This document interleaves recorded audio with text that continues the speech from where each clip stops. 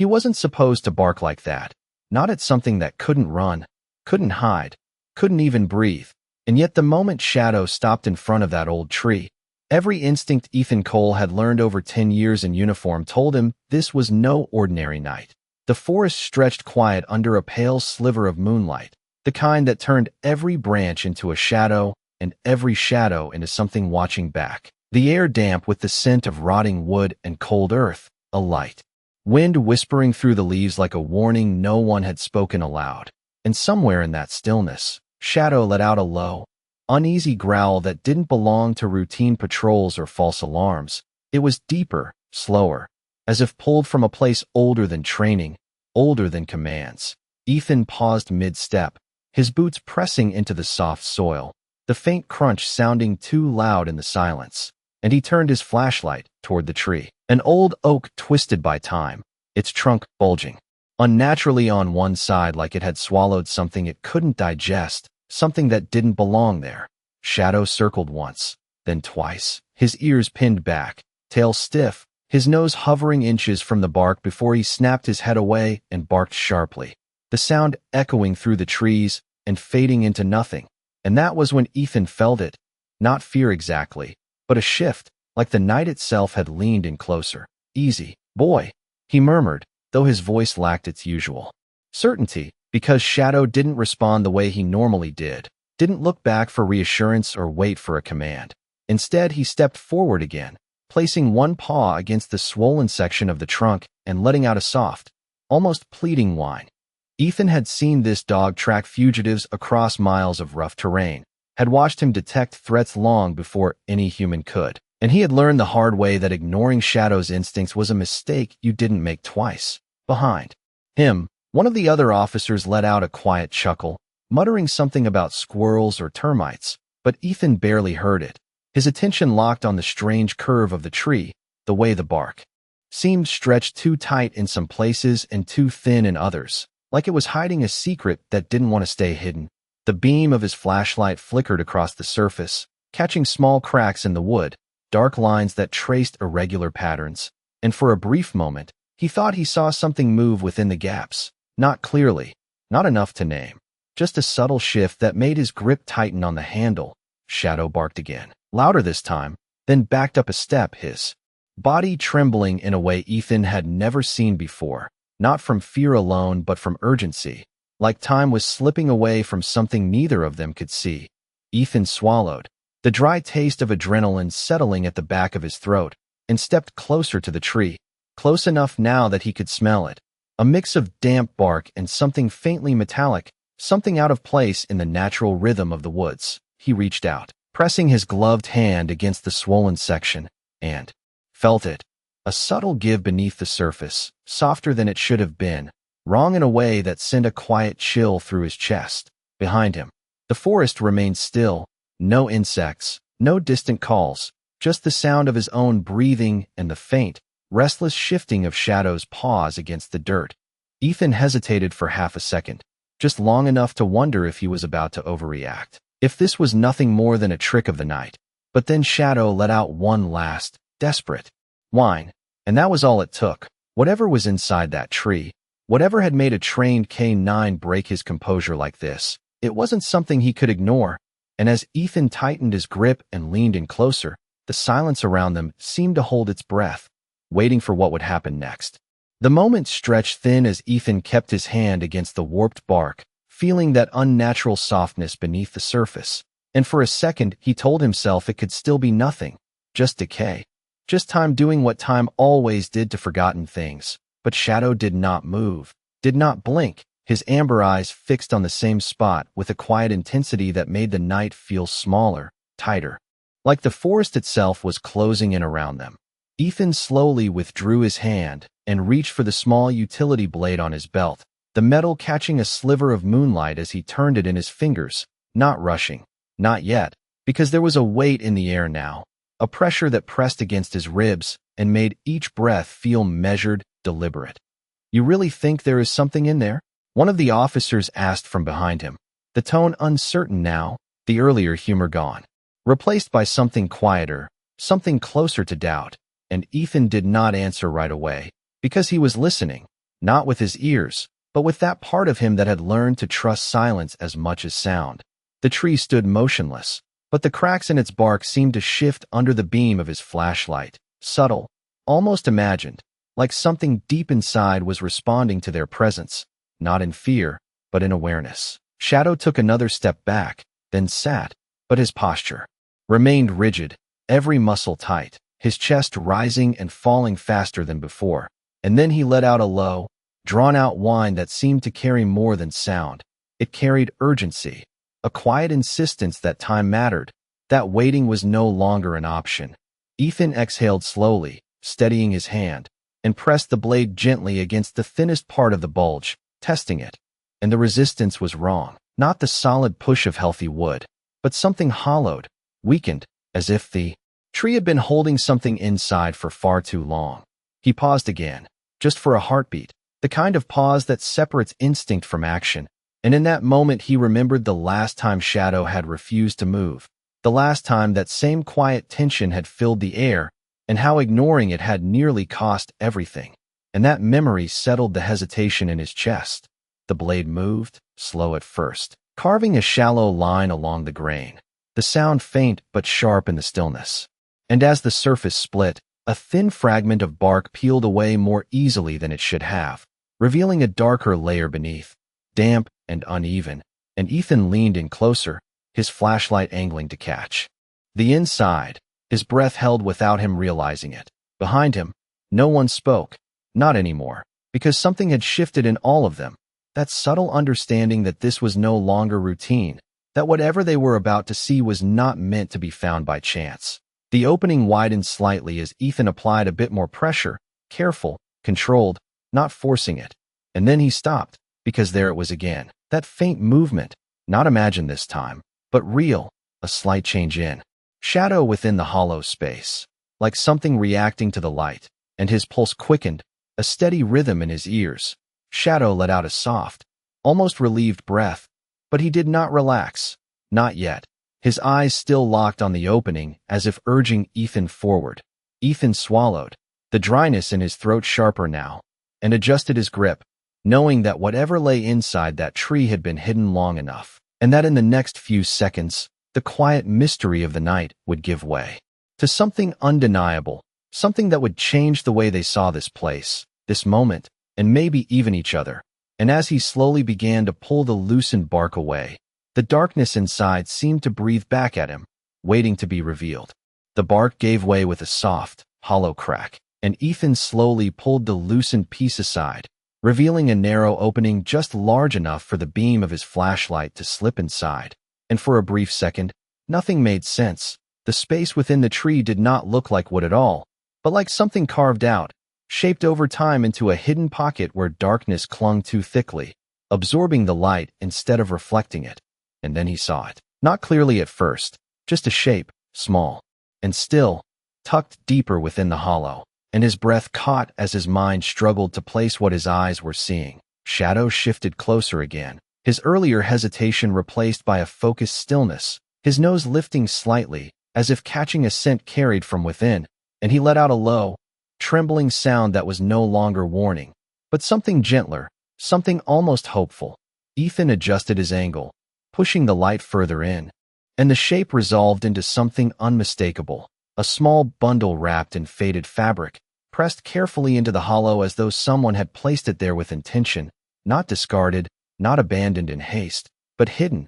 The edges of the cloth were worn and damp, blending into the inner walls of the tree, and for a moment the entire scene felt unreal, like a story that had been waiting in silence for someone to find it. Behind him, one of the officers stepped closer, his boots crunching softly against the ground, but he did not speak, because words felt out of place here, too loud for something that demanded quiet understanding.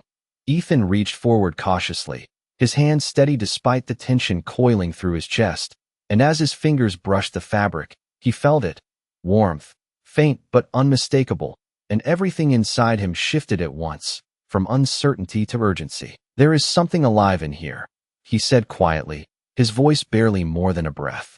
And Shadow's ears lifted at the sound, his tail giving a small, restrained movement as if he had been waiting for that confirmation all along.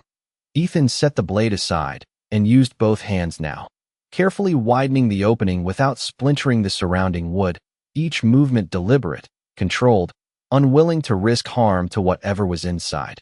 And as the space opened further, the bundle shifted slightly, just enough to confirm it was not still by accident, but by exhaustion.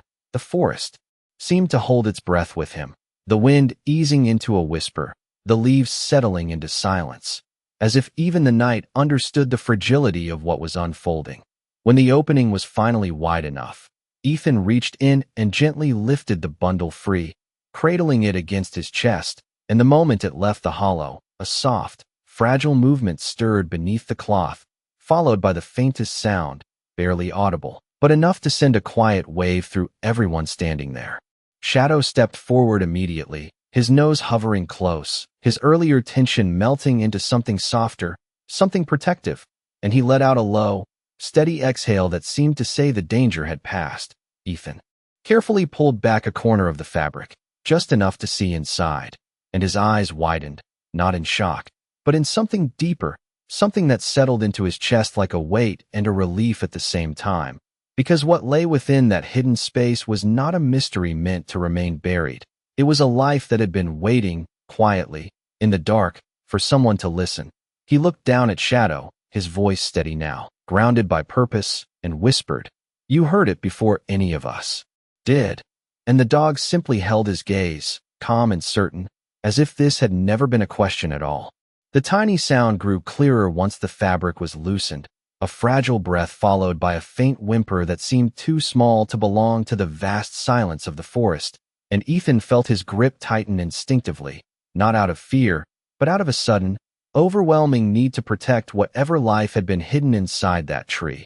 He shifted the bundle slightly, cradling it more securely against his chest, the warmth now unmistakable through the damp cloth, and for a moment, everything else faded, the patrol, the questions, even the dark woods around them, until all that remained was the quiet rhythm of something breathing against him.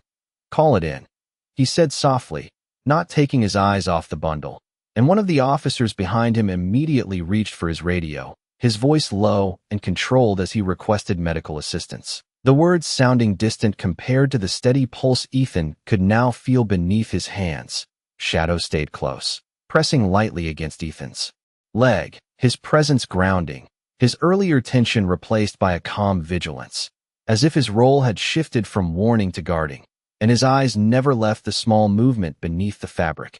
Ethan carefully peeled the cloth back just enough to allow fresh air in, mindful not to expose too much too quickly to the cool night. And as the edge lifted, the source of the warmth revealed itself more clearly, a tiny figure wrapped tight, sheltered in layers that had kept it alive in a place no one would ever think to look, and the realization settled deep in Ethan's chest, not as shock, but as something quieter, heavier, a mix of disbelief and gratitude that they had arrived when they did. The forest seemed to respond in kind, the wind softening, the branches above swaying gently as though the tension that had filled the air was slowly releasing, giving way to something calmer, something almost reverent. "Stay with me," Ethan murmured, though he knew the words were more for himself than anything else, a way to steady his own breathing as he adjusted his hold, making sure the bundle remained secure and supported. The radio crackled faintly behind him, confirming that help was on the way, but the minutes stretched longer than they should have, each second marked by the subtle rise and fall beneath the cloth, and Ethan found himself counting those breaths without realizing it, anchoring himself to the simple fact that life was still there, still fighting in quiet, determined rhythm. Shadow shifted his weight slightly, then sat beside Ethan, close enough that their shoulders nearly touched, his gaze soft but alert, as if he understood that the danger had not fully passed, that this moment required patience, not relief. Ethan glanced down at him briefly, a silent acknowledgement passing between them, the kind built over years of trust, and he gave a small nod, as if to say they had done their part, that now they would hold the line until others arrived. Somewhere in the distance, faint but growing, came the sound of an approaching engine, low and steady through the trees, and the officers around him began to move with renewed purpose, clearing a path, preparing for the arrival. But Ethan remained where he was, still and focused, unwilling to rush the moment or disrupt the fragile balance they had found. He adjusted the cloth once more, ensuring the small figure remained warm, his movements careful and deliberate, and as another soft sound came from within the bundle, slightly stronger this time, he let out a breath he had not realized he was holding. The night no longer felt heavy, no longer pressed in around them with the same quiet tension. Instead, it seemed to open up, to give space to what had been discovered, to what had been saved, and as Ethan stood there with Shadow at his side, the two of them framed by the dim light and the whispering trees, it was clear that this was not just a moment of chance, but one of those rare intersections where instinct, timing, and something unseen had come together to change the outcome of a life that had nearly been lost to silence. The distant hum of the approaching vehicle grew louder, cutting gently through the quiet forest, and Ethan felt the subtle shift in urgency ripple through the team as headlights began to flicker between the trees, casting long, moving shadows across the ground. But he did not move, not yet, because the small life in his arms still felt fragile, still needed steadiness more than speed. He adjusted his stance slightly, bracing his boots against the uneven soil, careful not to jostle the bundle.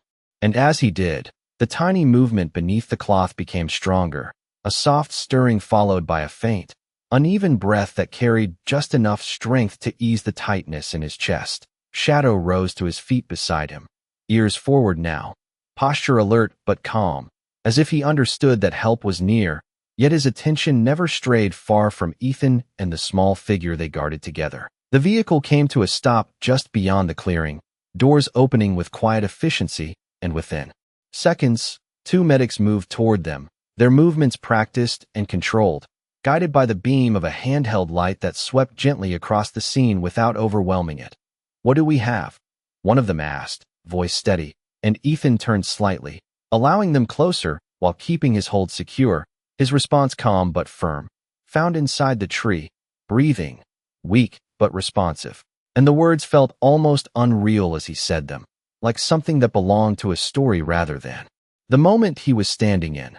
The medics knelt beside him, one carefully setting down a small pack while the other reached out with slow, deliberate movements, not rushing, not startling, and Ethan mirrored that calm, lowering himself just enough to allow them access without breaking the sense of protection he had built around the bundle. Shadow shifted a step closer, watching every motion with quiet intensity, his body relaxed but ready, and when one of the medics glanced toward him, Ethan gave a small nod, a silent reassurance that the dog was not a threat, but part of the reason they were here at all. The cloth was gently pulled back further now, allowing the medic to assess, their hands careful, their touch light, and for a brief moment, the forest seemed to disappear entirely, replaced by the focused stillness of people working together to preserve something delicate. "Breathing is shallow but steady," the medic said softly, more to the team than to Ethan, and that single sentence carried a quiet weight of relief, enough to ease the tension that had been building since the first bark shattered the night. Ethan exhaled slowly, the breath leaving him in a controlled release, and he loosened his hold just enough to allow the medic to take over, though his hands lingered for a second longer. As if letting go required a conscious decision, Shadow leaned in slightly, his nose close but respectful, and when the bundle shifted again, stronger this time, he gave a soft, low sound that felt almost like approval. The second medic prepared a small thermal wrap, moving with precision, and together they carefully transferred the tiny figure into it, ensuring warmth and support, every movement measured, every adjustment purposeful. Ethan rose slowly to his feet, stepping back just enough to give them space, but his eyes remained fixed on the scene, following each motion, each breath, as if confirming that what they had found was real, that it had not been a trick of shadow and instinct. Around him, the other officers began to move again, their earlier uncertainty replaced by quiet coordination, clearing the path back toward the vehicle, preparing for the next step, but the urgency had softened into something steadier, something guided by purpose rather than fear. The forest, once tense and watchful, now seemed to settle into a calm rhythm, the wind returning in gentle waves, the leaves whispering overhead, as if acknowledging that the moment of discovery had passed and a new one had begun. Ethan glanced down at Shadow, meeting his steady gaze. And for a brief second, no words were needed, just a shared understanding that this had started with a single bark, a single refusal to walk away, and had led them here, to a life pulled from silence and given another chance to be heard.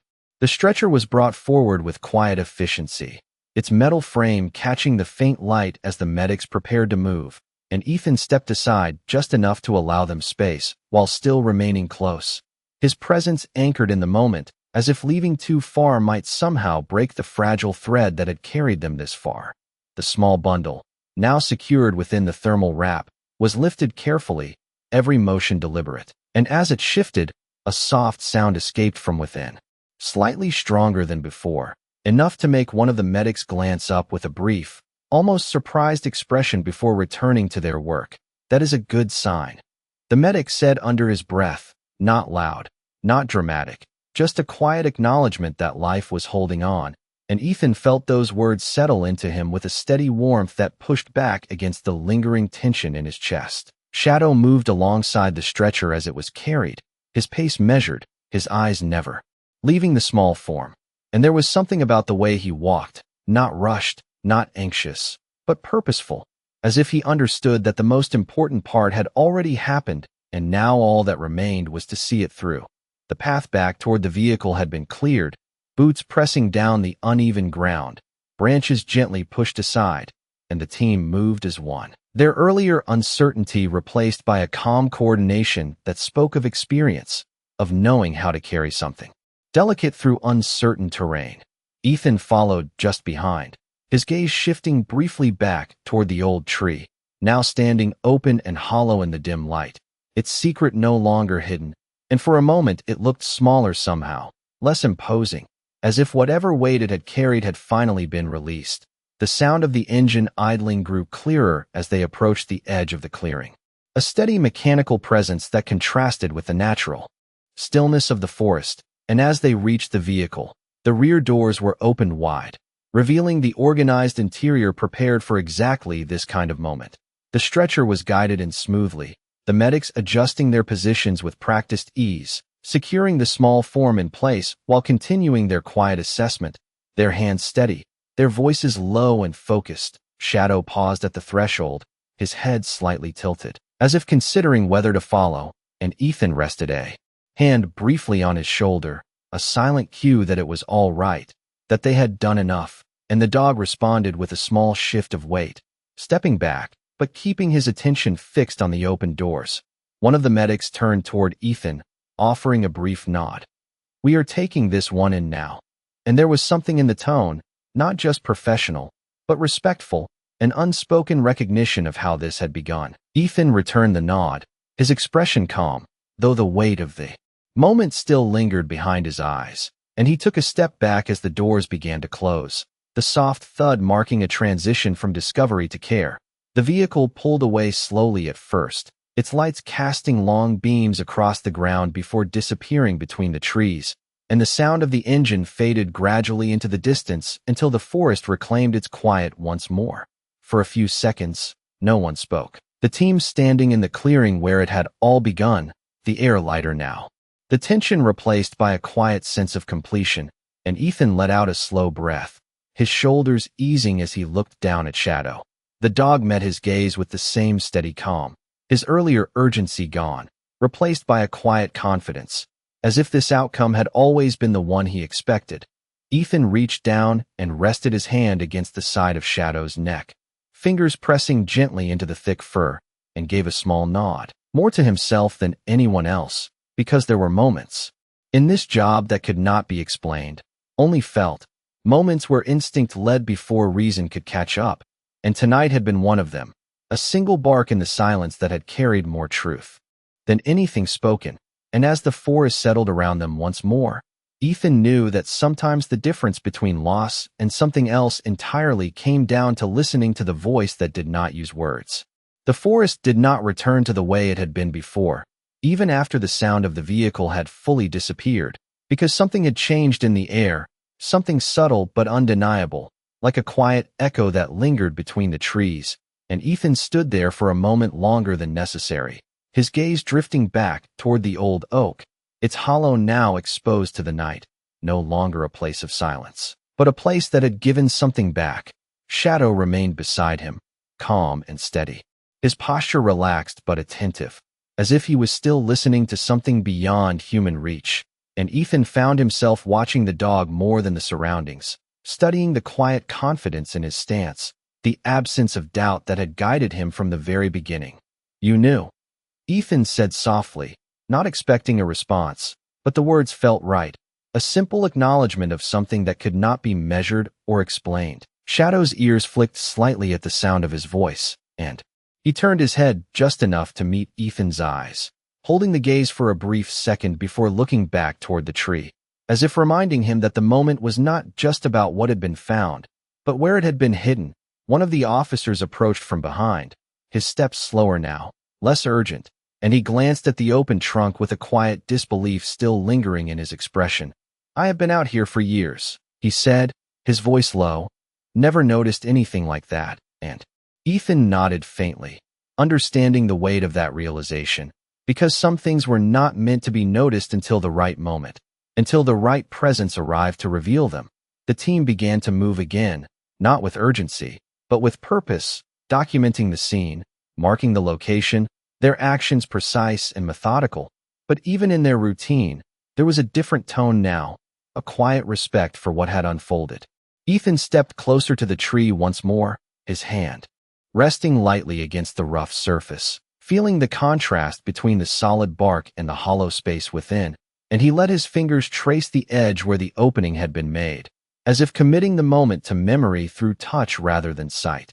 The night air carried a faint chill, but it no longer felt heavy, no longer pressed in around him. Instead, it moved freely, brushing past in soft currents that carried the scent of damp earth and distant pine. Shadow joined him at the base of the tree, sitting once again, but this time without tension, without urgency, his presence calm, almost reflective, as if the task he had sensed was now complete. Ethan looked down at him and allowed himself a small, quiet breath of relief, the kind that does not come from finishing a job, but from knowing that something fragile had been given a chance to continue. In the distance, a faint glow of light marked the direction the vehicle had taken, already far enough that it seemed like a memory rather than a current event, and Ethan knew that what happened next would unfold elsewhere, in hands trained for care, in spaces designed for recovery. But this part, the moment of discovery, the choice to listen, that belonged here, in this clearing, under this sky. One of the officers called out that they were ready to move, and Ethan nodded, stepping back from the tree, his hand falling naturally to Shadow's side, fingers brushing through the thick fur in a gesture that was more habit than thought, but carried a quiet meaning all the same. As they began to walk away, the forest seemed to open before them, the path clearer now, the shadows less imposing, and Ethan found himself glancing back one last time, not out of doubt, but out of acknowledgement, because some places hold stories long after the people involved have moved on, and tonight, that tree had given up one of its own. Shadow walked beside him in perfect rhythm, his steps steady, his focus forward, and there was no trace of the urgency that had driven him earlier, only a quiet certainty that the right choice had been made. And as they left the clearing behind, the silence returned, not as something empty, but as something whole again, holding within it the memory of a single bark that had changed everything without ever needing to be explained. The walk back felt different, not shorter, not easier, but quieter in a way that settled deeper than the forest itself, and Ethan moved with steady steps along the narrow trail, his flashlight casting a soft beam ahead while the night stretched wide around them. No longer tense, no longer waiting, just present. Shadow walked close at his side, his pace even, his breathing calm. The urgency that once filled his movements now replaced by a quiet rhythm that matched Ethan's stride, and for a while, neither of them needed anything more than that simple alignment, step for step, breath for breath. The other officers followed behind at a measured distance, their voices low when they spoke, as if unwilling to disturb the fragile sense of stillness that had settled over the group, and even the usual sounds of equipment and movement seemed softened, absorbed into the damp ground and thick air. Ethan's mind replayed the moment again and again, Not the discovery itself, but the instant before it. The bark that had broken through routine. The refusal to move on. And he realized how easily it could have been ignored. How easily they could have walked past, leaving the tree behind like every other night. And the thought lingered, not as regret, but as a quiet reminder of how small decisions shape outcomes no one can predict. A faint breeze moved through the trees, carrying the scent of pine and wet leaves, brushing against his face with a gentle coolness that felt grounding. And somewhere, in the distance, a night bird called once before falling silent again. The sound brief but clear against the wide quiet. Shadow's ears shifted at the noise, then relaxed, his attention returning forward, always forward, as if the path ahead was the only thing that mattered now. When they reached the edge of the forest, the terrain opened slightly, the ground leveling out as the faint outline of the patrol vehicles came into view, their silhouettes dark against the low horizon, and the subtle glow of dashboard lights flickered through the windshields, a quiet sign of familiarity waiting beyond the trees. Ethan slowed his pace as they approached, not out of hesitation, but because the moment felt like it deserved to stretch just a little longer, like stepping out of the forest would close something that had not yet fully settled. Shadow paused when Ethan did, looking up briefly, his gaze steady and patient, and Ethan reached down without thinking, resting his hand against the side of the dog's neck, feeling the warmth beneath the fur, the steady pulse that mirrored his own. "Good call," he said quietly, the words simple, but carrying everything he could not put into language, and Shadow responded with the slightest shift of his head, leaning into the touch for just a second before straightening again. The others moved past them toward the vehicles, their tasks already shifting back to routine, radios checked, gear adjusted, the night continuing as it always did. But Ethan remained where he was for a moment longer, standing at that invisible line between the forest and the open ground. He looked back once more, not searching, not expecting anything, just acknowledging the place where something unseen had made itself known, where silence had been broken in the only way it could be. Then he turned forward again, guiding Shadow toward the vehicle, the soft crunch of gravel replacing the damp hush of the forest floor beneath their boots. And as he reached for the door handle, he felt the last trace of tension leave his shoulders, not because the night was over, but because something within it had been answered. Shadow hopped up into the back with practiced ease, settling into his place without command, his body relaxed but alert, ready for whatever came next. And Ethan paused before climbing in, his hand resting briefly on the door frame as he took in the quiet scene around him. The sky above was wide and dark, scattered with faint stars that flickered through the thin clouds, and the air carried a calm that felt earned, not given, the kind that comes after something fragile has been carried safely through uncertainty. He closed the door gently behind him, the sound soft but final, and as the engine started, the headlights cutting a path forward into the night. Ethan knew that what had happened would not fade quickly, not because it was extraordinary, but because it had been simple, a moment of listening, of trusting something beyond reason, and sometimes that was all it took to change everything without ever raising its voice. The road stretched quietly ahead as the patrol vehicle moved through the thinning darkness, the headlights carving a steady path across the empty stretch of pavement, and Ethan sat with one hand resting lightly against the steering wheel, the other occasionally reaching back to touch the edge of Shadow's harness, not because the dog needed reassurance, but because the contact grounded him in something real after a night that still felt almost unreal. The radio remained mostly silent now, only the occasional low transmission breaking through, confirming positions, routine check-ins, nothing urgent, nothing pressing, and yet Ethan's mind was not on the road alone. It drifted back again and again to that single moment when everything had shifted, when instinct had spoken louder than logic, and he had chosen to listen. Shadow lay calmly in the back, his head resting on his paws, eyes half open, watching the passing lights flicker across the interior, and there was a quiet satisfaction in his stillness, not pride, not excitement, just a calm understanding that something had been done, something that mattered. As they neared the edge of town, the first signs of morning began to touch the horizon, a faint gray-blue light stretching upward, soft and gradual, and the air carried a different feeling now, less heavy, more open, as if the world itself was shifting into something new. Ethan slowed the vehicle slightly as they passed the small hospital building where the medics had gone ahead, its windows glowing with steady light. A place where the next part of the story would unfold beyond his reach. And for a brief moment, he considered stopping, just to check, just to know. But he did not, because he understood that his role had already been fulfilled, that what mattered most had happened back in the forest, in the quiet, unseen moment where a life had been found. Instead of mist, he drove on, the tires humming softly against the road, and the silence inside the vehicle felt different now, not empty, but full in a way that did not need to be explained. Shadow shifted slightly, lifting his head as the vehicle slowed at a stoplight, and for a second, his eyes met Ethan's in the rearview mirror, steady and clear, and Ethan gave a small nod, a simple gesture that carried more meaning than words could hold. "You heard it," he murmured quietly, more to himself than to the dog, "before any of us did." And Shadow blinked slowly, then settled his head back down, as if the truth of that did not need to be questioned. The light turned green, and the vehicle moved forward again, the first rays of early morning beginning to edge over the distant rooftops, casting long shadows that stretched across the street, and Ethan felt a quiet sense of closure settle into him. Not the kind that ends a story, but the kind that lets it continue somewhere else, in safer hands, in warmer light. He thought about the tree, about how something so still, so ordinary, could hold something so fragile within it, hidden in plain sight, waiting for the right moment, the right presence, to be seen.